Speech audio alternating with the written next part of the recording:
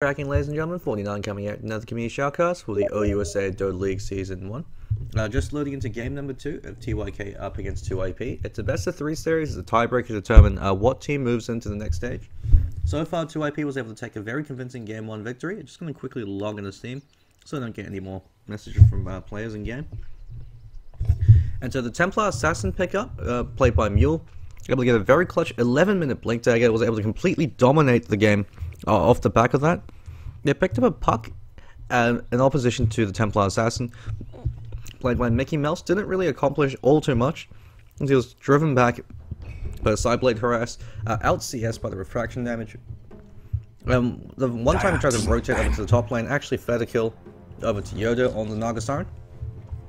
And so it'll be interesting to see how they do this time. Exact same first ban from the last game. Slark and the Ember Spirit, both teams don't want to deal with that. It's because Slark and Ember Spirit, both highly mobile heroes, incredibly annoying to deal with because they have a huge amount of burst damage potential coming out from them.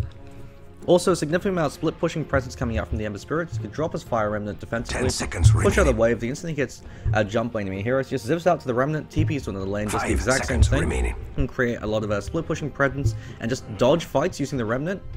So Lycanthrope first ban coming out from TYK, respecting the power of Wolfgunt on the signature hero. I mean, for Christ's sake, the guy's name is Wolfgunt. Why wouldn't you ban Lycan against him? How many wolves are there in Dota 2 anyway? So first pick over on TYK, so we see who they choose to go for. They've picked up an Invoker. I think Valory was the one that played Invoker for them. The last time I saw TYK pick up Invoker, actually went for a very greedy and very unconventional Invoker build. Picked up a point up in Exalt and then switched back to Wex and then also went for a Midas on top of that. Very questionable decision making. Actually cost them the game just because Invoker had zero impact at all. Actually was a detriment to his team. Invoker is a hero that functions a lot like a semi-carry. He does need a fair amount of golden EXP to be effective. And so the issue with picking up Invoker, especially as your first pick, is A, you have to draft your entire team around the Invoker. So you want to build teamfight heroes that can hold their own until the Invoker gets enough levels and EXP to come online. And secondly, Invoker can easily be counterpicked. One of the good counterpicks to the Invoker is the Templar Assassin. Just because Invoker relies on Cold Snap harassment to win the lane, and Templar Assassin, with the refraction, shrugs all of that off. It forces Invoker to go for Quas Exalt. And the Invoker isn't practicing the Quas Exalt. Radiant team pick. And even then it's an ineffective pickup for him, since it means that he's going for that earlier burst damage oriented build. It gives him a stronger early game, but as a result it weakens his teamfight presence, since the Tornado EMP does so much work, and on top of that, you also have the Ghost Walk, which gives you a lot more mobility, especially with the recent patch, since it gives you movement speed now, so you actually can use to run up ahead, snare enemy heroes, and then invoke Cold Snap, and just whack him down with your Wex. Clockwork and Rubick picked up. 2IP like to do this a lot. They run a Rubick trail lane with Wolfgunt playing the Clockwork, Yoda up on the Rubick, and they'll pick up in the third support hero. So the rationale behind that is Rubick will get the telekinetic lift, Clockwork will land cogs above where the enemy hero is. They throw him into 2 or 3 cogs, pushes him back so they're caught badly out of position, pinces him with the cogs, and they just beat the hero down, so they've lost all their mana, a significant amount of HP, since Clockwork then can pop the battery assault and just go to town. Very impressive plays coming up from Wolfgunt, has played the Clockwork the last game I casted where they pulled that tri-lane off. I think it was up against CM Believe game number 2. Reserve time. And so Nagasarn actually banned out from 2IP. So Yoda, even though he played a very good Nagasarn in game number 1, he doesn't want to hand it over to TYK, so he decides to ban it out in exchange for going for the Rubick. Rubick, usually a defensive support hero, but in the right, with the right hero combinations, he actually can be quite a powerful offensive hero. Just because Telekinetic Lift has so many versatile uses. You can throw them back into cogs, throw them towards their own hero, so you can stun them, giving you almost a secondary form of stun. If you have a hero like a Mirana, you can lift, throw them back into the arrow, so the arrow connects. There's a huge amount of damage, especially with the fact that you can reposition them closer towards your heroes and towards your tower, so it's more difficult for them to run away. TYK really deliberating on their second pickup. They need to create space for this Invoker and ensure that he's able to, if not win his mid lane, then at least not die, so he could get his farm that way. If he goes for Quas Wex, however, he does have the Tornado to prevent any gank rotation. The instant he sees support heroes, throws a Tornado to them, can invoke Ghost Walk and just walk himself out to safety. Ancient Apparition picked up. Very good healing. And the aggressive tri-lane, the second king of the tri-lane, just because he has the Chilling Touch that provides so much DPS. Also, with the Invoker, if Invoker goes Quas Wex, Great synergy coming out from the two of them. Invoker throws out the Tornado, Ancient Apparition throws out the Ice Blast. Right as they drop down from the Tornado, not only do they eat the EMB, they also eat the Ice Blast. And if you catch out a support hero, that actually is enough to instantly kill them, or if not instantly kill them, but drop them down low enough, they could just smack them down. Luna instantly banned out, just because Ancient Apparition and Luna is an almost unfair combination. Chilling Touch on Luna, who has such high movement speed, as well as the Lucent Beam to be able to finish people off, as well as to stop in place for half a second, is an incredibly dangerous combination. Also synergizes very well with a huge amount of magic damage coming out from the Eclipse. Once Luna grabs a BKB, if she has BKB and ult up, you're not winning any fights against her. You have to run the hell away. Unless you're to pick her off before she gets to a BKB, or if you have a hero like a Bat Rider or a Beastmaster who could ignore the BKB and pray to God you could kill her before she's able to get her ultimate off. Visage banned out from TYK, so they don't want to be on the receiving end of the soul assumptions. Valory playing the Visage in the last game was actually completely ineffective. I don't think he got a single kill. He was something like 0 for 7 by the end of it. He was caught out of position a lot, especially with the fact he got the Nagasaran in snare, the Riptide to reduce Visage's terrible armor, as well as the Glimpse to send him back just in case if he happens to survive, as well as the Rarely Rift coming out from the Chaos Knight to reposition him, and the blink up in the very early 11-minute blink up on Mule. He could just smack Visage down every time he saw him. Was able to two-shot him by the end of the game. 10 seconds Must have been a terrible game to be a Visage, just because he's got 0 base armor and 15% magic resistance. 5 seconds so he's an incredibly squishy hero. It's the only way to balance him, just because he provides such huge offensive capability to a tri-lane. Reserve time. And those Visage Familiars do so much work, especially if you're able to pick up an Aghanim Scepter later on, or if you have the micro to pull it off. They actually output a huge amount of physical DPS, and the bird drop is always nice. So Viper banned out, coming out from TYK, just because Viper is an excellent counter pick to the Invoker. So Invoker wins his lane by being a trade harassment, since if he goes Quas Wex, he has the Quas sustainability, and he also relies on Cold Snap. If Viper picks up a few points in the Corrosive skin, not only is Invoker taking back just as much damage as he's dishing out, the fact that it also gives magic resistance means that Viper can shrug off hits, and with the Nether Toxin and the Poison attack can easily zone the Invoker in the lane. Lone Druid banned out to respect ban over to Pandy, who even though the rest of his team was falling apart, he still was able to get a lot of gold. And Templar Assassin picked up. Team pick. Last time I saw this matchup, Yoda over in the Templar Assassin was able to completely wreck phase, forces the Invoker to go Quas Exort, just to ensure that he's able to get CS. Since if he goes Quas Wex Invoker actually can win a fair amount of mid matchups, just because he can harass the enemy hero and beat them back. So that's how Invoker beats Outworld Destroyer mid, or at least breaks even. OD goes for the Astrals and the CS. Invoker just uses Cold Snap, turns up 3 Wex, and just smacking on OD to drive him out of the lane. It was Vito Corleone, standard for Felfian Francis, able to pull that off against King Killer over from the Horseman of the Ruckus. So King Killer was the Outworld Destroyer, Vito Corleone the Invoker, just able to slap OD around with that Cold Snap. Up against the Templar Assassin, however, with the Refraction on, it completely mitigates all the damage coming out from the Cold Snap. Although you do have to keep in mind that the Cold Snap will help burn off Refraction faster, since it's a secondary form of damage. So the first hit comes in from the Invoker, that burns off 1 charge. Cold Snap damage procs, and that burns off the 2nd charge. So it can be a good way to break the Refraction charges. But the fact that Templar Assassin will easily out-CS the Invoker in the mid lane, so even at level 1, if she chose not to skill Refraction for whatever reason, she still has better damage and a better animation than the Invoker does. And the Refraction makes her hit like a truck, so with that Sideblade spill damage, if the Templar Assassin's on point with her ankles, which Mule was in the last game, was able to do a lot of harassment over at Mickey Mouse, he can very easily zone the Invoker to lane. If he's able to pick up another 11-minute blink tag like he did the game before, Ancient Apparition and Venomancer are very squishy support heroes. They can't do a thing against a Templar Assassin with phase 10 seconds remaining. So if Mule's up on that Templar Assassin again, he should be the wreck face. 5 seconds remaining. Although the Venomancer pickup, good counter to the Templar Assassin. Venomancer actually used to be used as a counter pick mid to the TA. Reserve time. I think it was EG's Demon that did it first. Just because you get 2 points up in the Poison Sting, 1 auto attack from the Venomancer will pop all charges of the Refraction. You do need 2 points up in the Sting, however. I think Venomancer in that case actually maxes out Gale and Sting. This goes for a very aggressive, very early game oriented Venomancer build.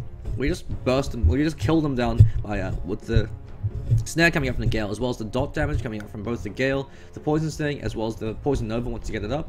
I think if you actually go mid Venomancer, you do skip your ultimate at level 6, just because you're able to hit level 8, level 9 very quickly. So you want to max out Gale and Poison Sting first, then Gale, and then pick up your ultimate. Another reason why you do skip your ultimate if you're a mid Venomancer is I think it's usually because you don't have enough mana to be able to pop off all your abilities. So you're using Gale very aggressively, so you won't have enough mana to get both abilities off.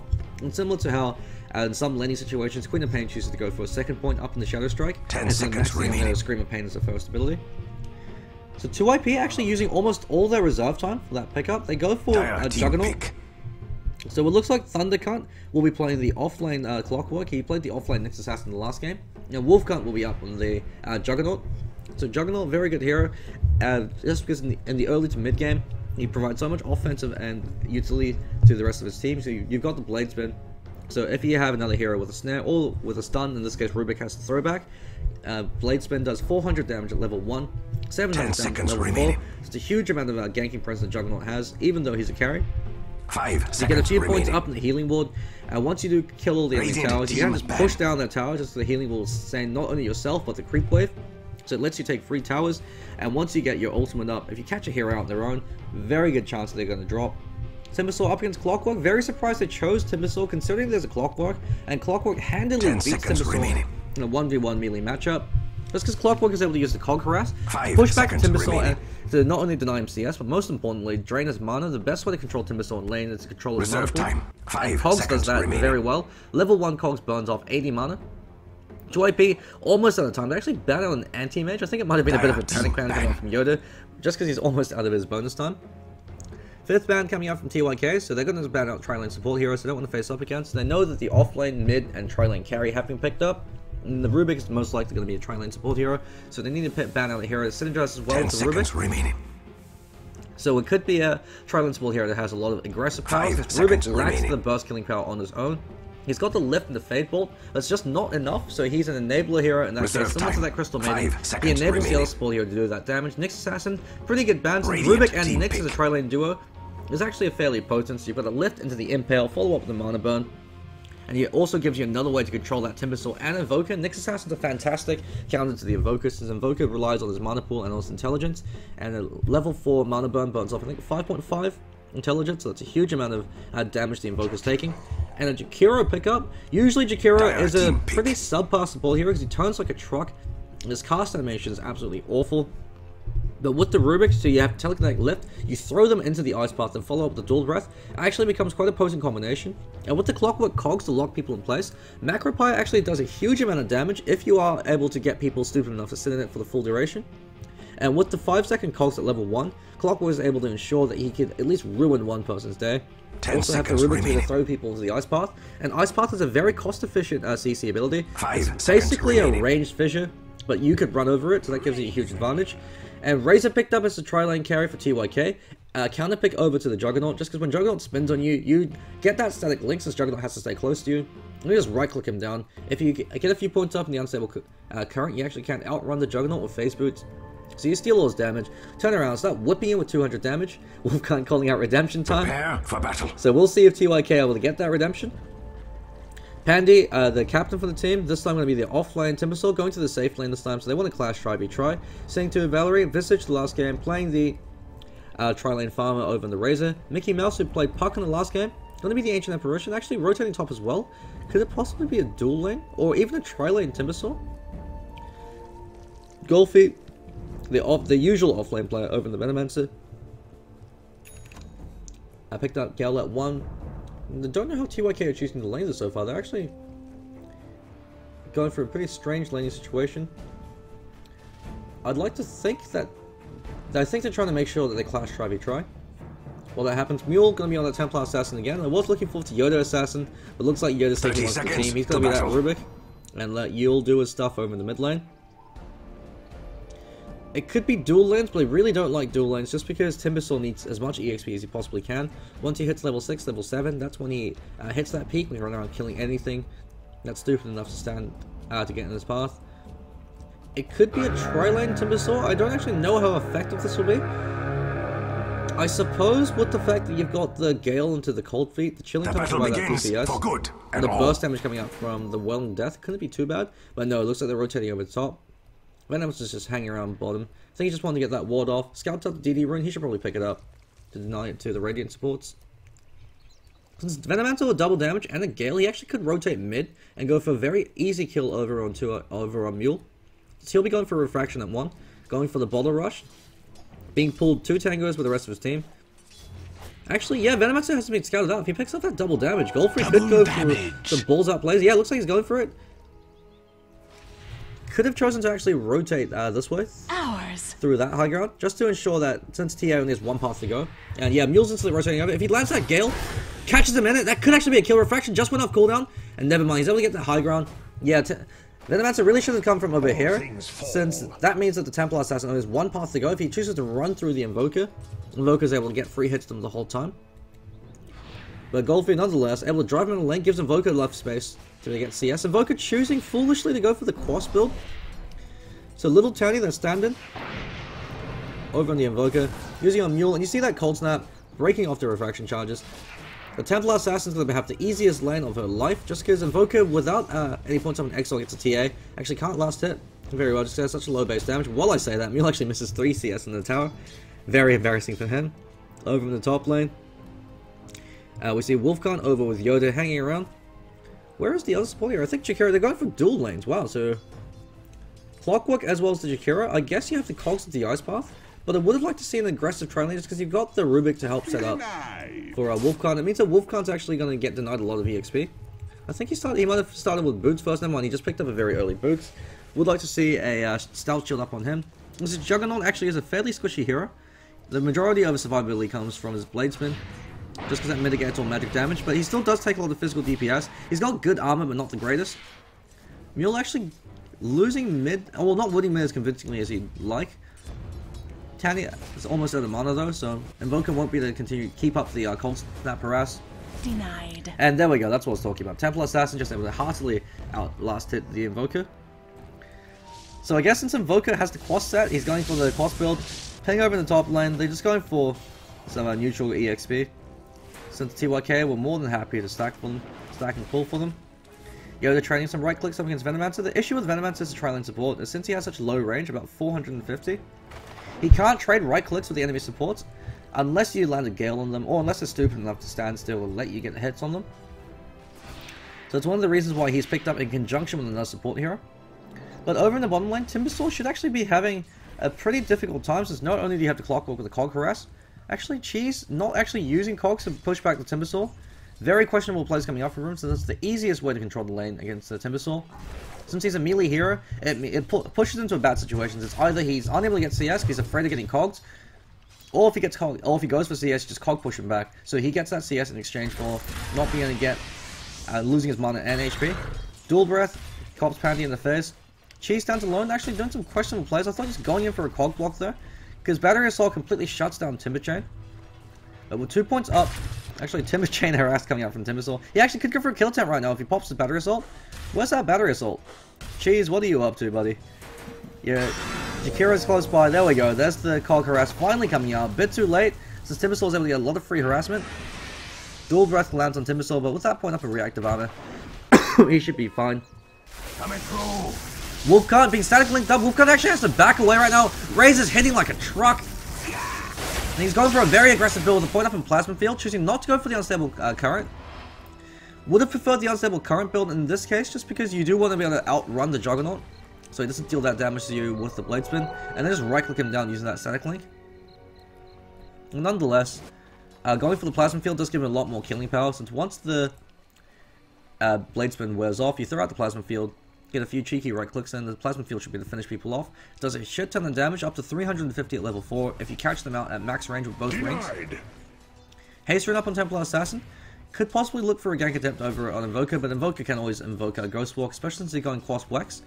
2 points up in Quas, 2 points up in Wex. Throwing out that Cold Snap harass. The Templar is just able to mitigate it with the refraction. No. Actually, it looks like the Cold Snap doesn't break an additional charge. Huh. I suppose only if it procs the stun effect, it must do that extra form of damage. That's interesting to note. Because that's one of the ways to beat Templar. It's the reason why Ursa is actually a pretty good counter to a TA mid, because his Fury Swipes counts as a secondary form of damage, so it pops a second charge at the refraction. Cheese rotating over to the mid lane. He's level 3, almost level 4 though, so I think they're just going to switch lanes. Yeah, he's going to go 1v2 now. And Timbersaw, 1v3, much more difficult situation for him. He's level 6 though. This Timbersaw has gotten way too much golden EXP. Pandy, once he picks up his Arcane Boots, he's going for the max Timber Chain build, so that gives him the most consistent form of DPS. However, it is contingent on you being able to get more than one chain off, and being able to have the mana to sustain that. That's why a lot of Timbersaw players like to go for the max Willing Death build. That's because it's a safer, more reliable form of DPS. And with that being said, max Timbersaw build does give you a decent amount of survivability, especially if they're not able to lock you down. Godfrey rotating over mid, wants to get a gank over on Mule, but Mule pops the side trapper to give him high ground vision, as well as to ensure that if Invoker or the Venomancer go on him, he can pop it. Looks like going Treads this game, so kicking it with the new meta. Tread into Drums of Endurance and a Value Yasha. I think that's the new school build for the Templar Assassin. Eternal Envy was the one saying that he prefers Treads over on Templar Assassin because it actually gives you more overall DPS. Since Templar Assassin scales very well into the late game, even though she is a snowball mid-game oriented hero, and it means that you can do the Tread switching, which is always nice, just because Templar Assassin is always going to be building a bottle. Would like to see a magic wand picked up on her. Regeneration rune pops just because it's been 2 minutes since it was bottled up. Cheese, using his cogs to keep himself alive. However, static link up from Razor. Razor against a melee hero has an absolutely fantastic time. It's because he leaks so much damage. Going for a bit of an unconventional skill build. 2 points up from the plasma field. Cheese actually misses some CS using a rocket flare. Bit of an embarrassing moment for him. Goes up to whack a creep, but realizes he actually hits for 8 damage. So not too much he can do. Pandy getting so much golden EXP. He can actually turn around and go for a kill over on Wolfgang, who doesn't have his ultimate up yet. Or for a kill over the Jakiro if he reveals himself. TYK, perhaps a little bit complacent or overconfident from the last game.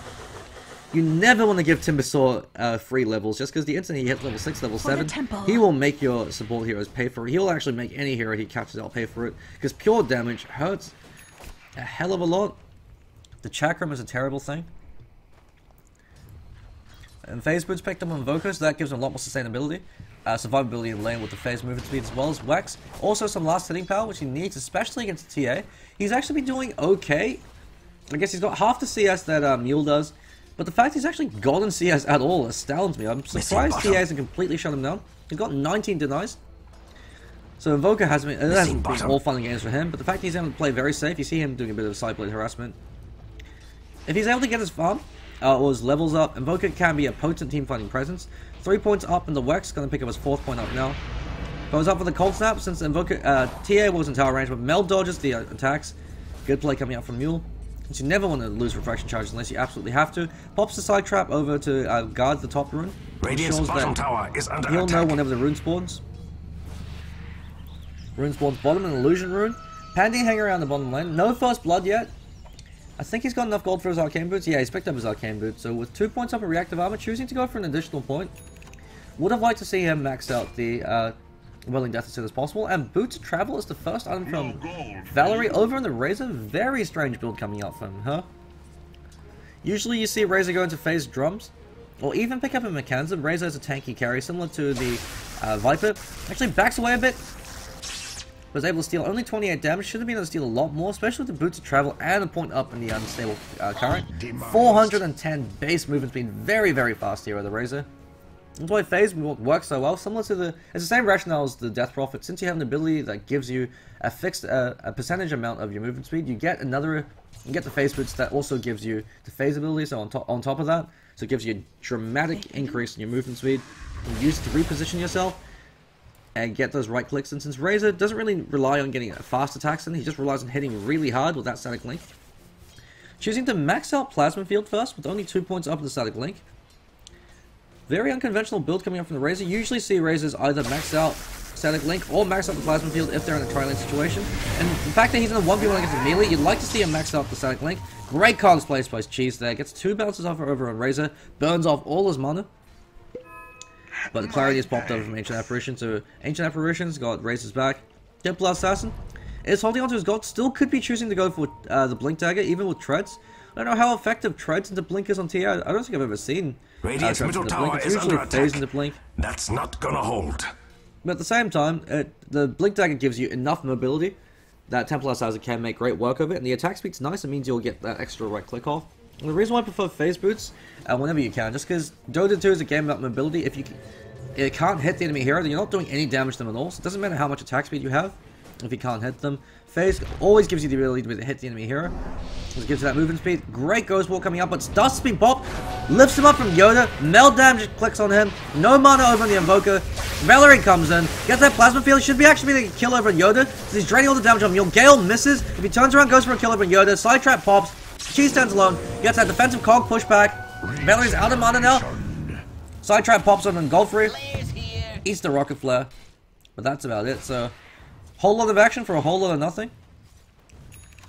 Templar Assassin getting a lot of damage range, but still has a lot with the refraction. EMP, dodged by Mule. Tornado missed as well. So Invoker burning off half his mana pool. Picked up a point up in the Exalt. Very questionable. You usually go for, I think the conventional Invoker Quas Wex build is 4 points up in Quarks, then you max out Wex, or even 2 points up in Quas to max out Wex as soon as possible. Then you want to pick up a point over in the Exalt. Just because the only abilities that you have access to with the Exalt right now, Forward Spirits isn't going to be effective with only 1 point up. It gives you the Deafening Blast, which I guess is nice, but without the Meatball to combo with it, and with only 1 point up in the Invoke, you don't have a short enough cooldown to really make advantage of it. Level 1 Sunstrike's completely useless. The Ice Wall is actually a very potent spell, but you do need a few points up in Quas for it to be really effective as well.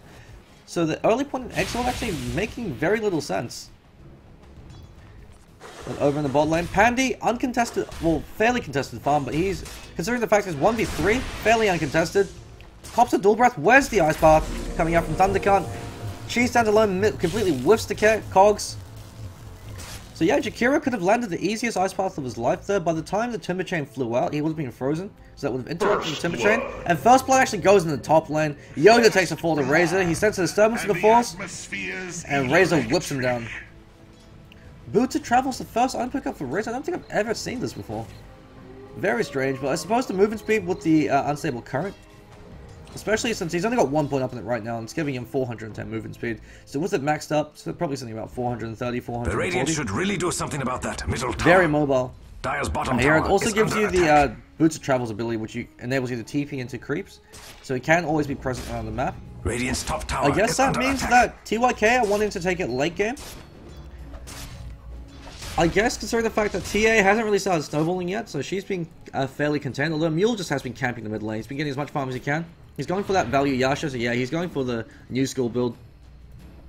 Not going for the drums, I guess he could choose to pick up drums later. It could just be a value Yasha, just because it gives you so much, especially on an agility hero like the TA. It gives you the movement speed, 31% attack speed, and damage.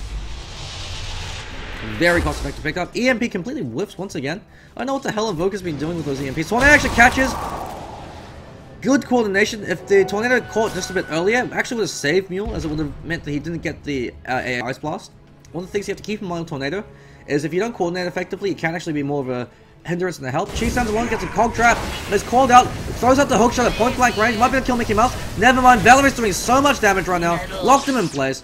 4 heroes up against, so Yoda's going to be taking a fall as well.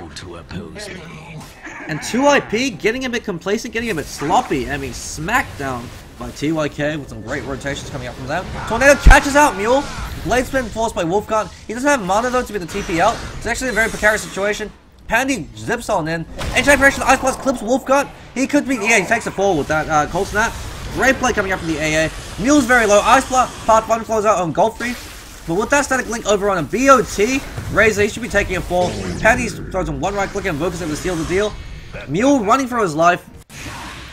Fade Ball pops as well as the lift. Will it be enough to be able to bring down Razor? Yeah, with that meld right click. Templar Assassin cuts through the Razor, finally ending the menace. But Invoker almost has his 4-star picked up, so it's going to be a huge item for him. 5 points up in that Wex now. That's about 400 mana he burns off. Although even though he's got Ghost Walking Cold Snap currently invoked up. So Timbersaw looks like he's going for the Bloodstone build. Very standard pickup on him. We'll be finishing that Perseverance shortly.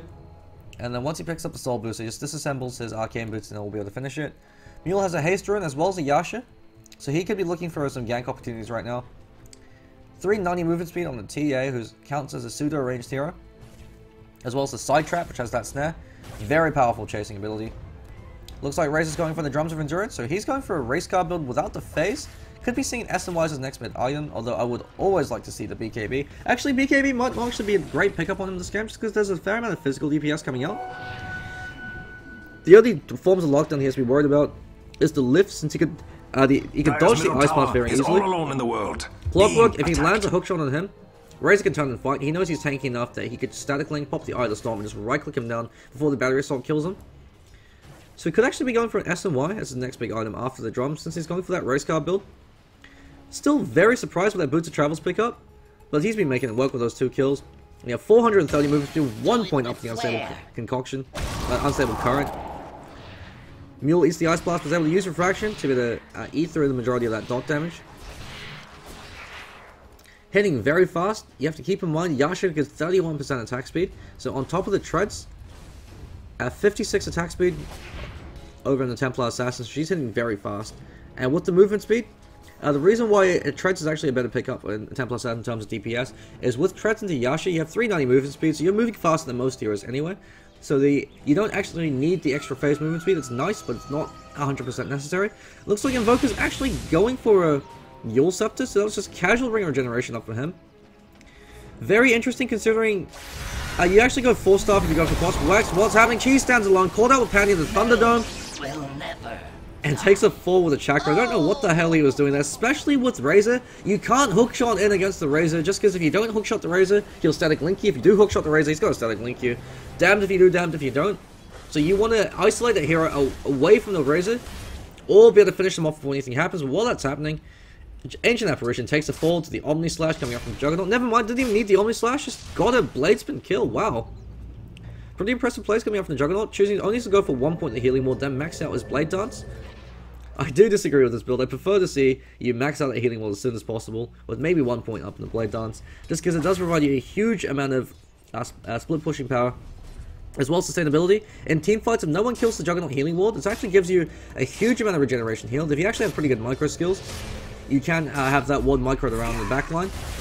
But the Ancient Apparition Ice Blast, as well as the Plasma Field, copped a lot of damage on the 2 cores. Static Link popped, but instantly breaks. Yoda throws back Valory, stuns Mickey Mouse as well, but he might be trading his life for this. As Valory pops his drums, he's out for blood. Side Trap pops to give him a little bit more survivability, but Plasma Field should be to seal the deal over on Yoda. And while that's happening over in the jungle, Little Tanny duking it out, as well as Pandy. Wolfcon might be taking a fall without Welling Death. Where's that one? Never mind the Timber Chain.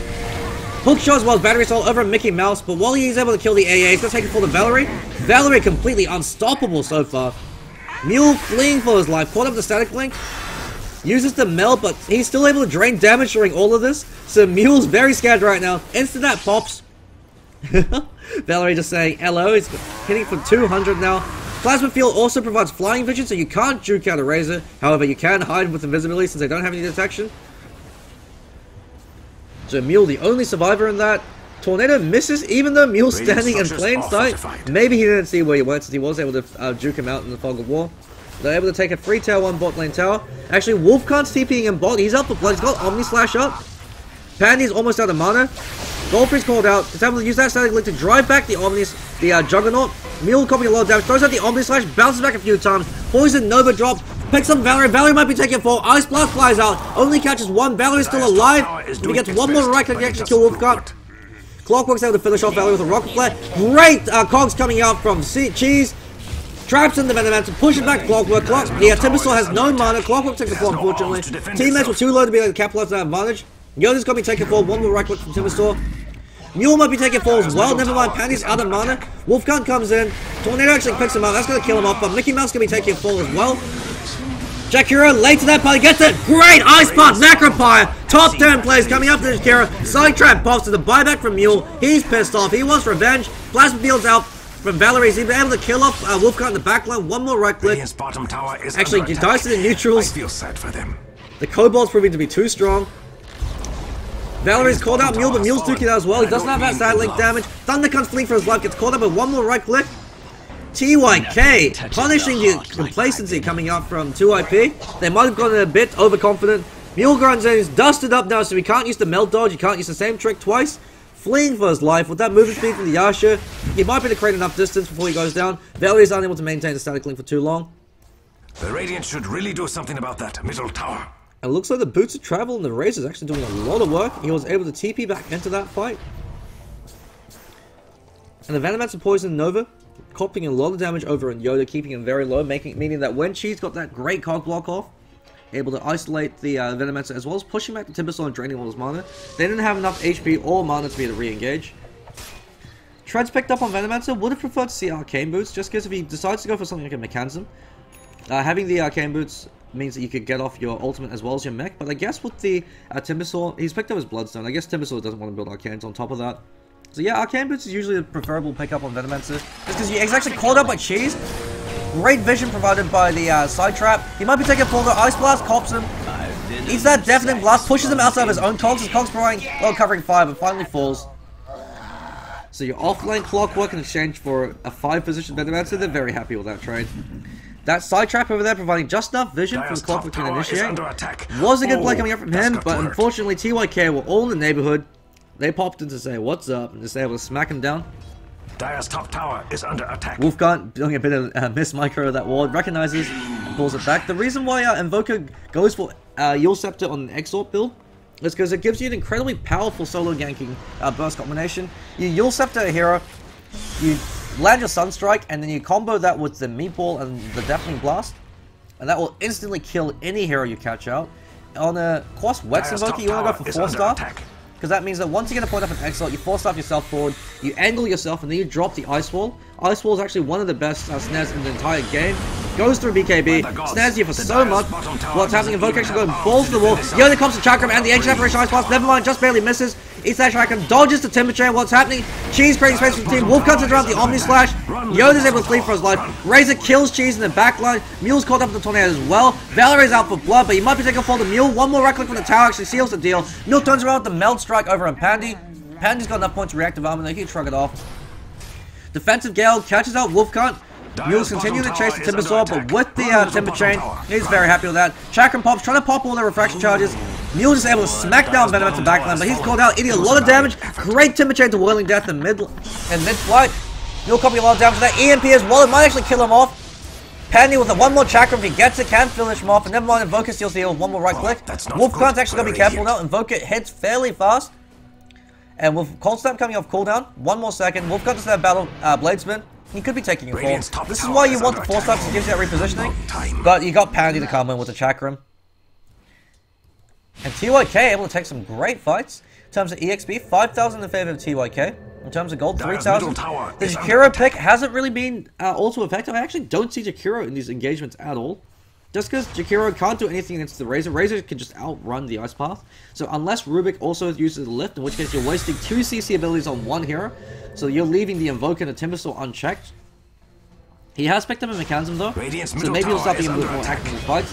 I was looking forward to some Cog into Macrofire combinations, but so far, Cheese seems to go in on his own, gets called out, and falls apart for a huge amount of damage coming out from the Dire side before the Jakiro is even there. Don't know whether Jakiro's been the majority of these engagements, but he needs to start shaping the hell up. Chakram stolen by Rubick.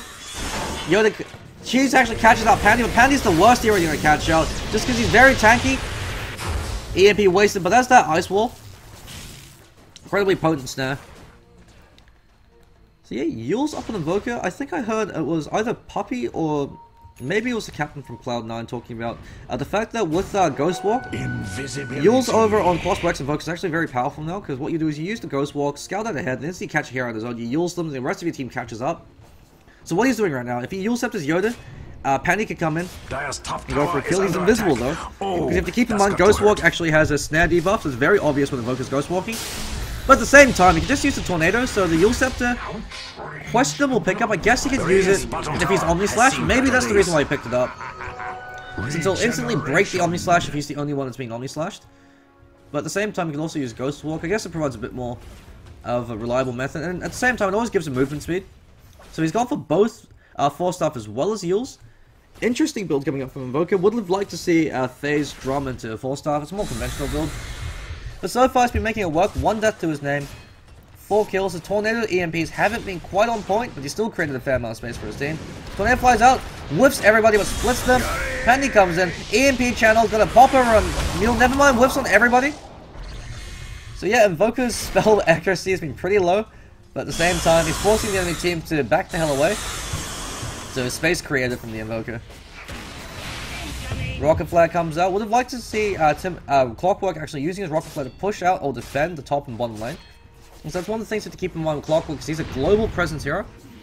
Choosing to max out Cog, so he's recognized the fact that his team's going to be fighting 5v5.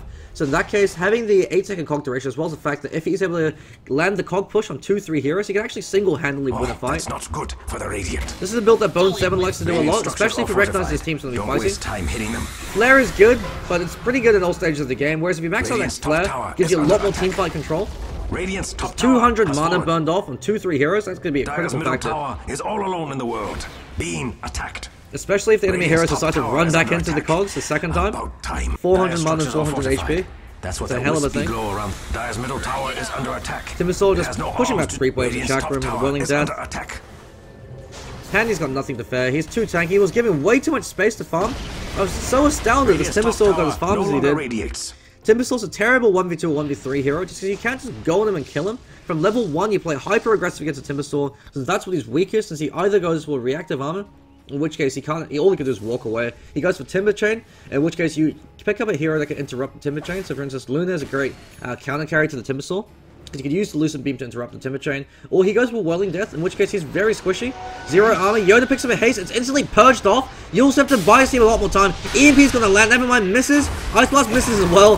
But Yoda takes the full Plasma Field and one more right click. Stands against me. Stands briefly. Invoker smack talking Rubick, the Arsenal Magus, up against the Grand Magus.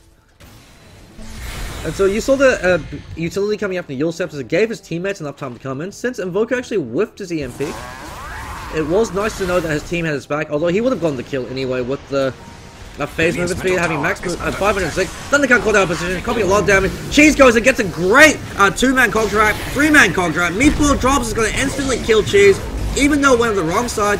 Wolf Cunt comes in, he's trapped in his own cogs. Valory, Eye of the Storm as well, static link up on him, so a fair amount of damage. Healing Ward is completely nullified by the Ancient Apparition Ice Blast. Might actually kill off Mule, never mind, Mule's forced out of these fights. TYK able to take a very convincing fight. 3 for the price of 1. They're very happy with that. They're going to take a 3 tattoo off the back of that as well. In terms of gold, 6,000 gold lead in favor of TYK, going to be 7,500 once they take that tower. 7,500 EXP lead. Radiant's middle tower. Maelstrom, after the Aghanim Scepter, would have preferred to see phase drum into Aghanim just because the drum pickup is a lot gentler. It gives you a lot more mid-game presence before you pick up your Aghanim Scepter. Since while you're building your Aghanims, Juggernaut has 0 ganking presence left. You've just got phase, and your ultimate. Having the drums also gives you that extra mobility to ensure that your blade spin, you get that full duration off. It means you can get those extra 1-2 right clicks when they're running away. Since phase coupled with the drums, no one's escaping from that. Maelstrom picked up in this case just because when Juggernaut throws out his Omni Slash, and since he's got the Aghanim Scepter, he's got 9 scripted slashes. So those 9 slashes are hard-coded into the ability, so those hit between 175 and 250 physical DPS. In between those scripted slashes, Juggernaut will occasionally throw out auto attacks based off his attack speed. So right now, since he's got 0.8 seconds per attack, he should be able to get off 3, maybe 4 slashes during the scripted slashes coming up from the Omni Slash, as each scripted slash takes 0.4 seconds. So he's Omni Slashing for 3.6 seconds. So during that, he's able to get 4 slashes of his own based off his attack speed. And so the reason why Maelstrom's good is during those 4 slashes, he can proc the Maelstrom, so that provides a lot more AoE DPS to his team. Usually, Desolator is the vastly superior pickup on Juggernaut in terms of overall DPS, since it also applies the debuff for all the attacks, including the scripted Omni Slash slashes. And it means that the ones that are built into the ability deal a lot more damage. But in this case, since he knows he's playing from behind, building the Maelstrom gives a lot more attack speed, which the Desolator doesn't provide, and it gives you that AoE presence. So it's a not bad pickup. However, Juggernaut playing from behind, he's a carry that relies on getting ahead. That's why he has such 2 strong early game abilities. He's got the Blade Spin and the Healing Ward to ensure that he could take towers and take enemy heroes. He's got the Omni Slash, which is pretty much a free kill button once you get a level 6. You find a hero on his own, they drop. Ancient Apparition with level 2 ultimate, almost going to finish his own Aghanim Scepter. This is huge. 17 seconds where your HP bar is frozen. That shuts down the Healing Ward. Omni Slash comes out. Wolfcon being a bit overconfident. You saw he got 13 slashes during that. Static link up on him from Valory. Valory's going to be thrown back to break the link. The Mechanism pops, keeping them all up. So that's a wasted Omni Slash. Wolfcon's out of mana now, so his teamfight presence is just him right-clicking.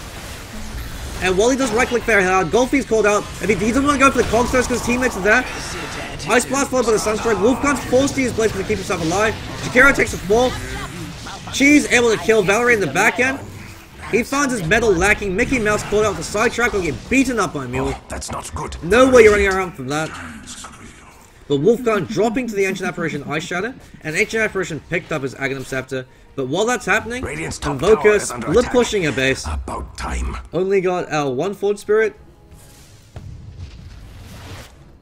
but nonetheless able to do a little bit of damage. Looks like he's going for the Aghanim Scepter build on Invoker.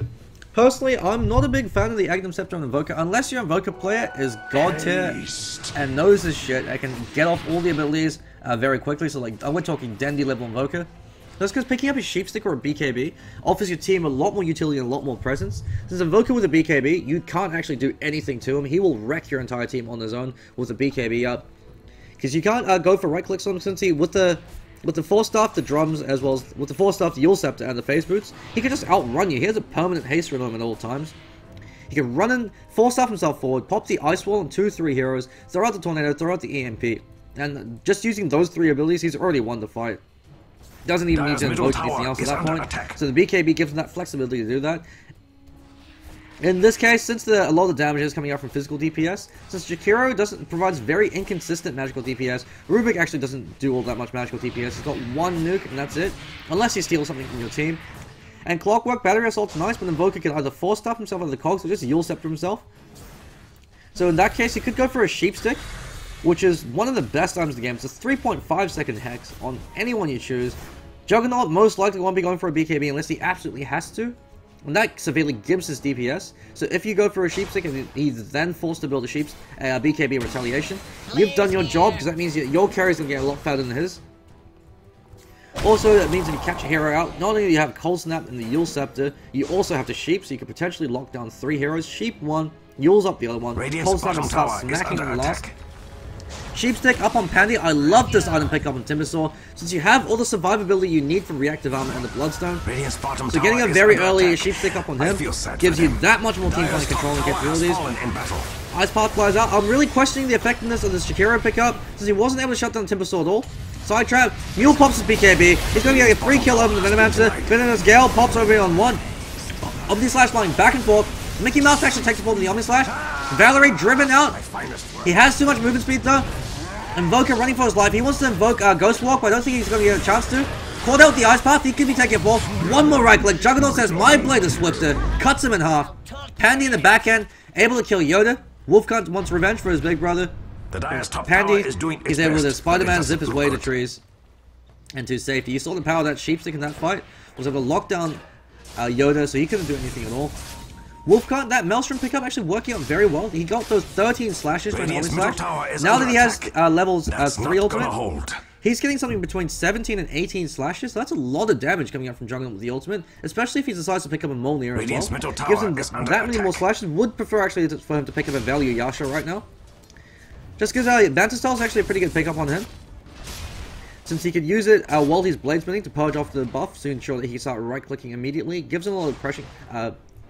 Split pushing presence, since he could use the minions to tear through the tower. And the Yasha gives him 31% attack speed, which is the same amount that Maelstrom gives you. Maelstrom gives you 30 attack speed. So that's an extra slash and a half. Maybe 2 slashes since he got his level 3 ultimate up. So the more slashes you get during Omni Slash, the better. So it's one of the reasons why Agnum Scepter is a great pickup on him. It also decreases the cooldown to 70 seconds. And that's what makes it such a significant item to get very early on. Since Juggernaut, when his ultimate's off cooldown, you go for fights, you try to force ganks, and you try to take towers off the back of that. Since if an enemy hero is called down on his own, you instantly get a free kill. It's a I press R, you die button. When your ultimate is on cooldown, that's when you farm. So similar to Night Stalker with the day-night rotation, during the daytime you farm, during nighttime you kill everything that moves. Juggernaut has the exact same kind of playstyle. That's the rhythm and tempo of his hero. Rocket Flag gonna scout out Roshan. The TYK have to be careful. Jakiro is an excellent counter Roshan hero, because since the Roshan pit's so small, Ice Path will catch up everybody, follow up with a Macro Pyre. A surprising amount of damage, and looks like Juggernaut's going for that Mjolnir. And so with his attack speed right now, he's getting between 19 to 20 slashes, as well as the active buff from the Mjolnir.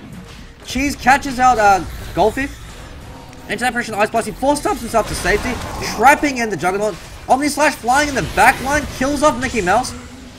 Few slashes wasted since Ancient Apparition was on his own. He's fleeing for his life, does caught up in that cold snap. He could be taking a fall with a few more right clicks. What's happening? Mule's able to get a kill. Pandy seals the deal with a Timber Chain into the Welling Death. Great kill coming out from him. Mule's trying to chase down Valory, but Valory is so goddamn fast with the Unstable Current. Pandy able to wipe out the entire back line for the Radiant side. Turns around, throws out the Chakram to shatter an infraction charge. He's actually going to go toe-to-toe with Mule. Mule's going to be very careful right now. Sheepstick's going off cooldown in 3 more seconds. Great defensive cog from Cheese. Called out the Tornado though. He's going to eat the Chakram. Willing Death to clear some trees. Uses the return Chakram to completely clear a path. He's zip-zapping forward. Freeze. Where's the cold snap? Never mind. Cold snap over on Cheese. Misplay coming up from the Invoker. If he cold snapped the TA, that would have been an entire team wipe. Big misplay coming up from the Invoker. That would have been a wipe. Since that would have ensured a free Roshan. But in the end, they still are able to kill off 4 heroes for the price of, I think it was 2 heroes that went down that fight. And that's the power of a Timbersaw. When he gets that ball rolling, it's so difficult to stop. 13 charges on that Bloodstone, so even if he does die, he'll be able to go back instantly into his fights. He should choose to go for Boots of Travel as his boots pick up, since with that reduced respawn timer, will mean he can instantly come back in these fights. BKB and now Desolator finished on the Templar Assassin. Mule's been doing a lot of work. She's a saving grace for his team right now. Just because Templar Assassin, Desolator, the Meld, and the Refract does so much damage. It's the only real reliable form of physical DPS they have right now. Maybe that's the reason why Juggernaut didn't go for the Desolator, since he knew that TA was going for one. Still would have preferred the drums and Yasha coming out from him, since you saw in that last fight, he got kited very easily. Once his ultimate wore off, Juggernaut is a fast hero, but you always want to be faster, especially when you consider the fact that the enemy hero has 4 staffs, and have heroes such as the Razor who have unstable current to give him that movement speed, as well as the Boots of Travel. Razor did go for the SMY build. Looks like he's going for the Aghanim Scepter. Good pickup on Razor, just because not only does it decrease the amount of time it takes for the Eye of the Storm to proc, which reduces armor, it also works on towers. So if you're able to catch the enemy team on the back foot and able to take, you could get some split push going, you could take out the towers. Ghost Scepter picked up on him as well, so Razor knows that Pandy's actually called out with the cogs as well as battery assault. Lock him in place, but they're able to turn around and fight. Omni Slash only on the Ancient Apparition. Once again, Juggernaut's ultimate's mostly been wasted. Pandy finally takes a fall. He's going to respawn in 27 seconds. 3-man tornado. There's the EMP. EMP's going to land on 2. Yoda's going to die from that. Mule taking a lot of damage. He's trying to duke it up, but against 4 heroes, 3 heroes, there's only so much you can do. Jakiro Thundercant says, "Hell, fuck that. I'm out of here, boys." He's actually called out the Greater Man. He could actually be taking a fall. Yule's up, and yeah, he's going to be taking a fall. That looks like a Rax for the boys over in TYK, or at least a Tier 3 tower. Juggernaut, he's been wasting his Omni Slash on the Ancient Apparition. He really needs to ensure that he aims the Invoker, or he aims the Razor. Invoker, never mind, Invoker has the Yule Step from 4 stars, so you want to aim the Razor or the Timbersaw in these fights with your Omni Slash, just because the Ancient Apparition's a given you're going to kill him. He's an Ancient Apparition for Christ's sake. You want to use your ultimate to kill their key heroes or cause as much damage as possible. They don't have legs. And he's able to take a free mid lane Rax. Immediately Rax falls. Ancient Apparition Ice Blast flies up, providing the covering fire. Debuff is going to apply on Yoda. Radiant's middle barracks have fallen. So he's going to be feeling pretty hesitant about going forward. With that Aghanim Scepter 17-second duration, it's actually going to take out about a third of Yoda's life, so it's a lot of damage coming out from the AA. Invoker, with that Aghanim Scepter, showing it off in that last fight. Gives him a 2-second Invoke cooldown as well as decreasing the cooldown. So since he hasn't maxed out yet, it's only 8 seconds, but when he gets it maxed out, which he should be looking to do anytime soon, 2-second cooldown Invoker. If you've got fast fingers like Dendi, you can pull off 10 spells in 20 seconds. Hell, at that point, you don't even have to aim half of them, so long as you just throw them out. It looks impressive enough that the enemy team will be so terrified of you, they'll probably fall over and die. The Cross Wax Invoker build got significantly buffed with the fact that EMP actually gives you half the mana and it burns off. This is huge for Invoker, just because he has 10 spells. He actually goes through a huge chunk of mana very, very quickly, especially since he went the Aghanim Scepter build. Aghanim Scepter also helps alleviate his mana issues by getting rid of the mana cost for Invoke. Invoke costs 50 mana, which doesn't seem like much, but when you're invoking every few seconds, it actually does chew through a fair amount of your mana pool. So they're grouping up for Roshan. Now, looks like Invokers wants to join the Sheepstick party. He also wants to turn people into pigs. Ancient Apparition, very, very fun. With that Aghanim Scepter, I guess he could go for a Veiled Discord if he wants to be an extra dick. Looks like Timbersaw's going for a harder Tarask. I would have liked to see Boots of Travels up on him, just because with the Bloodstone, he is respawning very quickly, or if he chooses to buy back, which Timbersaw should be doing in these fights if he does happen to die very early on. He can BOT back into a creep, get into a fight, and kill everything, or he can even go for a Blink Dagger, since he could get that Blink's Hex Initiation over on Juggernaut, who won't be expecting it, or even on the TA. You can instantly win a fight off the back of that. Hookshot catches over the Invoker. Let's hope Juggernaut goes for the ultimate on him this time. Never mind, he pops Blade Spin to mitigate the Ancient Apparition Ice Blast at point blank range. Onto Where's off. Where's that ultimate? He's still not using it. Never mind, he throws it out now. Bouncing back and forth. Heading up on Golfy. Golfy taking a lot of damage. You see those lightning bolts from the Maelstrom? Ghost Scepter being used to keep himself alive. Valory gets called out, walks into an Ice Path. Mule's doing DPS in the backline. Called out the Deafening Blaster, so he's disarmed. Deafening Blast is such a strong spell. Macropire over on Golfrey. Golfrey just walks to the side, picks up Jakiro, Mules up the TI to remove her from the fight. Cheese has run for his life. Mule's on full HP, but that won't be for long. Dustbin Pop goes in for one more right click, but he's frozen by the cold feet. Leave me something. And TYK able to pull out some very commanding fights. 10,000 gold lead in their favor. And 14,000 EXP lead. Looks like we're going for a game number 3 for this tiebreaker series. As keep in mind, the team that wins this tiebreaker series will move on to the next stage. So it'll either be the ties from TYK with their wombo combos and their push strats, or it'll be the local boys 2IP. They like to get rowdy. They like to have a lot of fun. So it'll be interesting to see which team does move on to the next stage. Since so far from Group 2, Felfie and Friends, Horseman of the Ruckus, and Bambi Rising are the 3 of the teams. And from Group 1, I believe it's Team Blink, Team Struggle, Team Standard Strat, and I think it's Paddy's Pub Stomp or Slytherin Squad. And I haven't actually been keeping track with those teams. I think it might be Paddy's Pub Stomp. I'll have to double check with Henry. But at any rate, the next stage is elimination. And then we'll have the losers bracket. I think we have a losers bracket and the winners bracket before we move on to the finals. So it should be some great Dota coming out in the next 2 weeks. Very fast Roshan kill in favor of the Dire side. Pandy just sitting out of his chakram. But Roshan has fallen to the Dire. And Timbersaw picks up the ASD model. I really would have liked to see it on the Invoker. On the rare off chance he takes a fall, looks like Invoker's deciding not to go for a sheep stick. He's going for an Skadi. So Invoker with his Quas set saying, buddy, I went Quas Wex. I'm going to build a Skadi since I already have ice in my theme. And with the Ancient Apparition as well, double ice. I guess that makes it super effective. It's been a long time since I played Pokemon, so don't quote me on that. Wolfcant, looks like he's going for an Orchid of Malevolence. Or he could be going for a Refresher Orb. Never mind, Refresher Orb would make a lot more sense. Since with the Molnir, he's getting a lot of slashes off during his ultimate. At this point, with his attack speed, since you have 12 scripted slashes, so 0.2 times 0.4, and then slashes in between, so between 18 and 19 slashes, could actually be 20. So with a Refresher Orb, he's getting 38 slashes off with his double ultimate. Issue with that build though, is Juggernaut also needs to do DPS outside of his ultimate right now, since you saw the instant the ultimate wears off, they've got Ghost Scepters to destroy or to mitigate a lot of damage coming out from them. So I think it's the incorrect build coming out. I would have liked to see maybe something like a Butterfly. Or at least a value Yasha, since he's been kited the instant his ultimate wears off, and that's a big factor as a melee hero. If you can't hit them, you're not doing any damage, you're not doing your job. So do your fucking job. Go Phase, go Drums, go Yasha if you're an agility hero. Instantly using that Bladesman TP. Also to keep in mind, Juggernaut is a fairly effective split pushing hero for that very reason. If they don't have a greater stun that goes through Magic Immunity, you actually can just spin and TP yourself out. Skadi up on Invoker, so Invoker's now transitioning to carry. Very, very interesting item build coming out from Tanny. But what can I say? He's been making it work.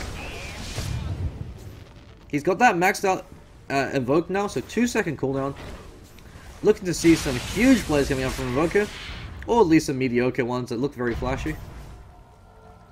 Chilling Touch up on him, he's hitting pretty hard. You have to keep that in mind as well. Invoker actually hits pretty fucking hard, especially if he goes Quas Wex, just because he's able to chase you down. You have to move and speed from the phase, usually from the drums as well, and from the Wex. Coming in. And since he gets a lot of, he gets stat points with every regen he levels up, so he gets strength from Quas, agility from Wex, and intelligence from Exort. It makes up for the fact that he doesn't have the level stats option usually. I think his stat growth was nerfed slightly to reflect the change. So he's very tanky, hitting very hard. Actually, all the cores over on TYK are pretty tanky. They're all sitting about 2.4k. Timbersaw's being a little bit cool. He's got 2.9. He's almost got a harder Thrask. Really would have preferred to see a Blink Dagger, but hey, if he's not going to die, Radiant's top why the tower hell is under not? attack. He's still initiated the way Spider-Man does by zipping in through a tree. Valory going to split push in the bottom lane with that ultimate up, with the Ags upgrade. He has to force some rotations over from the Radiant team, so they can't leave him alone. He'll be to take a tower with the Eye of the Storm hitting towers. Static Link to drive back Juggernaut, stealing a free bit of damage. TP cancel from Yoda, so he knows that he's wasted at least one TP. Harder Thrask almost up over Timbersaw. Jakiro being completely ineffective this game. 1-8-8. I was looking forward to some great synergy coming out from the Rubick and the Jakiro in lane, especially when the aggressive try lane against the Timbersaw. Didn't happen. I was looking forward to some great hookshot cog and the macropie combination. Didn't happen as well. Hookshot finally picked up on Clockwork. Would have preferred to see Blade Mail in this case, just because he is copy a lot of damage, and none of the carries actually have BKB. I think Razor might. No, never mind. Yeah, none of the carries have BKB, so they actually would output a lot of DPS, considering the fact they all have AoE abilities. So some subpar item choices coming out from Cheese.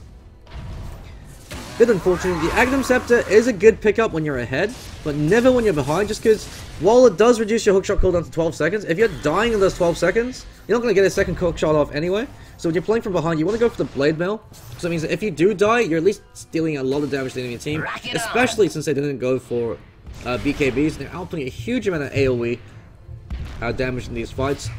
Invoker, if he drops a Meatball and you pop Blade Mail, you can actually take a fair amount of life off from him. Since Meatball does something like 800 damage, I think, with maxed out Wex and maxed out Exalt, it hurts like hell. Bottom tower is under attack. And there's that Idol Storm split push happening over the bottom lane. Valory just backs away. With the SMY, with the Drums of Endurance, and the Boot Travel, he's got haste through it on at all times. 5-2-2 movement speed, very, very fast. What's happening in the top lane? The rest of TYK are knocking on your door. The Radiant's bottom tower has seen better days. Looks like the Thai boys from TYK can't rat Dota. They dealt with it with Felfie and friends. Now they're out doing it on their own. She stands alone, gets a great two-man hookshot initiation to Cogs, but he's going to instantly pop. He really wishes he had that Blade Mail now. It's a lot of damage to be able to retaliate. Pandy gets a kill over on Yoda. The Zip Zap through and cut him in half. While that's happening, Juggernaut's in the bottom lane trying to defend the racks from the Razor. So they're fighting 4v4 without that carry though, so that's a significant amount of that net worth. Actually, notice I haven't been checking net worth this entire game. I do apologize for that. Aegis is about to be recovering in 30 seconds. Ice Blast providing a bit of covering fire. But they should be able to take a free to the racks. Macropie, a bit too short. Ancient Apparition, Ice Blast flies to the jungle to try to pick off Neil with Lockdown's regeneration. Omni Slash is flying out, but there's that Ghost Scepter, keeping Mickey Mouse alive for a bit longer. Juggernaut's going 1v4, mano a mano. He's smacked up by the Invoker. I think he picked up a Chrysalis. Never mind. This is hitting really hard. Mule gonna eat the Death Ball. Behold the Meatball. Look at her rolling down the lanes. Smashes through TA. They're gonna take a free to the racks. That looks like Megas. And that looks like Game. Razor's able to take the bottom racks with the Idol Storm up during all of this. Rat Dodo, best Dodo. Radiant's bottom barracks have fallen. And 2 IP. Templar Assassin, that's a rage back coming out from him. It could actually be a dieback. He's got a Chrysalis, so he's going to do as much damage as he can over on Pandy. The source of all his troubles called out. The Ice Blast as well as the Cold Feet. They are able to kill him. So good rotations coming out. A CC rotation coming out from Yoda as well as the Jakiro. But this Jakiro pickup, very questionable. Side Trap pops over in Godfrey. So he's been stand up, but he has the Ghost Scepter. If he gets jumped up. Might die before that happens though. Ice Wall, bit too late. Invoker covering his retreat. Refresher Roll picked up by the Juggernaut. But I think it's a case of too little too late. You got Mega Creeps knocking on your door. So you can't, and even if you do push out, Tier 2s are up for TYK for all lanes. So even if you happen to win 2 spectacular back-to-back fights, you're not going to be able to get racks.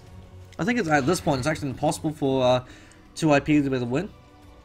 Just because of the situation they're in, 25,000 EXP lead in favor of TYK, and 20,000 gold lead, so TYK stomping 2IP in revenge for game number 1. So 2IP perhaps got a little bit complacent, a little bit cocky. And with that questionable Jakiro pickup, really being slapped around. Hard to trust, now up on Timbersaw. It has no arms to defend itself. He really should be picking up a Blink Dagger.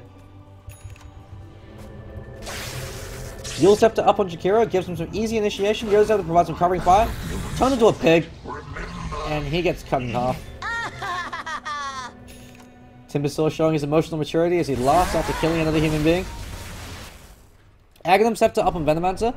Very late. This is just a fuck you, Agnum Scepter. But usually if Venomancer is able to get a 30-minute Agnum Scepter, he actually can win games on his own. Poison Nova does a huge amount of DPS. A combination that I really like to see, but I never do see, is Venomancer and Warlock. Since a Fatal Bond, you have the Chaotic Offering. Venomancer 4-stops himself forward, gets the Nova, then you Fatal Bonds. And the Fatal Bonds means that Venomancer's ultimate actually becomes lethal. So if you can get Aghanims up on the Warlock as well as the Venomancer, you can just single-handedly win games. And GG called by Yoda. He knows that there's no way he can win this. So he's saving himself the mental strain, the emotional trauma. So 15 minutes in, GG's called. So TYK able to take game number 2. And that looks like we're going for a game number 3. So we're just going to wait for the throne to explode to confirm. Yoda calling out Wolf. Bit unimpressed with the carry plays coming out from his younger brother. But hopefully Wolf will be able to turn it around for game number 3. Just gonna wait for the engine to explode to confirm it. Pops a refresher, throws out his ultimate, gonna use the second ultimate. What? And that meatball doing so much damage. Thundercut dying to the deafening blast. GG finally called by Yoda, and now it's official. Wolf can't take a fall, snack down. Dire victory and well deserved. So game number 2 going in favor of TYK. So looks like we're going for a game number 3. Stakes are high for both teams. 2 teams enter, 1 team leaves. We'll see if it's TYK or 2IP. Just going to take a quick break, and we'll be right back for game number 3. Stay tuned.